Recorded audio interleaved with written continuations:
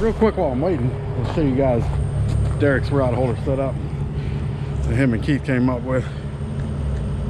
Whoa. Anyways, 345s on this side, going straight down to a T. He screwed his in place, as you can see here. That way you can adjust the angle on them. Anyways, these three, each one gets a rod with a planer board on it. Got two in the middle that are just on T's. He 45'd this back and 45'd it over again, opposite way. And then a 90. And then straight forward.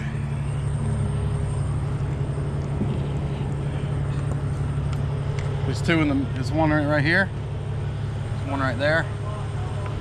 Those are both getting, those both get bobber lines.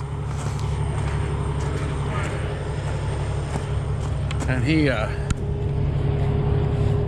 just ran the seat pedestal through the T and then into the boat.